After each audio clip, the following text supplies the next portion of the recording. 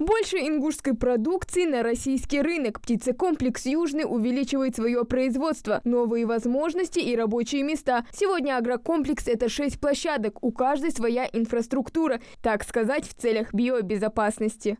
Для того, чтобы пройти на территорию птицекомплекс «Южный», нужно соблюсти необходимые правила. Изначально сотрудники принимают душ, после переодеваются в необходимую одежду. Кстати, наш оператор уже соблюл все эти правила и может продолжать делать подсъемки.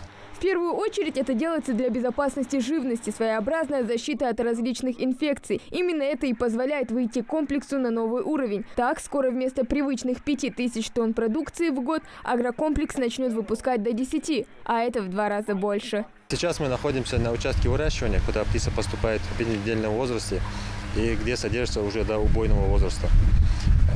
Оборудование у нас немецкое, Big Dutchman. В этом году планируем увеличение производства на 30%. Это достройка 5 корпусов. На продукцию у нас очень хороший спрос, поэтому планируем расширяться. Также планируем постройку своего комбикормового завода.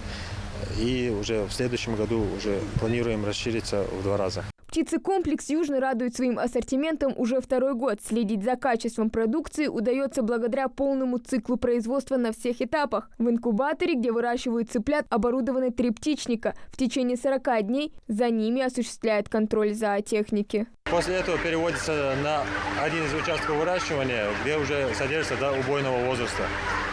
Самку мы начинаем забивать 90 дней, самца 126 дней. На участке выращивания у нас по 6 корпусов. В каждом корпусе содержится чуть больше 11 тысяч голов птицы. Кормление и поение происходит автоматически. Операторы следят за исправностью оборудования. Это сделано для того, чтобы минимизировать контакт индеек с человеком. Поэтому в одной смене работает всего 4. Это дежурный оператор, оператор, птицевод, ветеринарный врач, руководитель площадки. Состояние птиц проверяют ежедневно. С помощью оборудования следят за количеством потребляемой воды и корма. Сзади меня находятся бункеры, 2 бункера для хранения корма для индюшат.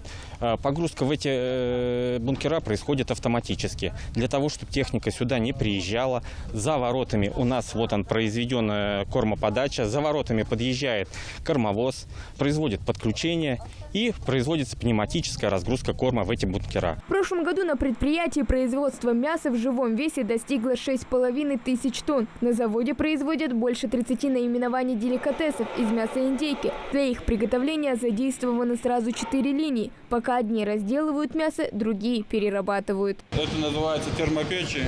Они полностью обрабатывают, переваривают, и также идет там процесс копчения. Мы здесь занимаемся изготовлением колбасных изделий, вареных изделий, а также изготовлением деликатесной группы. Это филе грудки, голень, бедро и все остальные группы. Всю продукцию выставляют на местном рынке, в фирменных магазинах. Всего в республике их 12. В Малгобеке, Сунже, Назране, Магасе, а также в Сурхахи и Икажево. Отправляют также и в такие города, как Санкт-Петербург, Москва, Волгоград и другие. На достигнутом здесь не собирают останавливаться. Хава Гагиева, Джамалий Султыгов. Новости 24.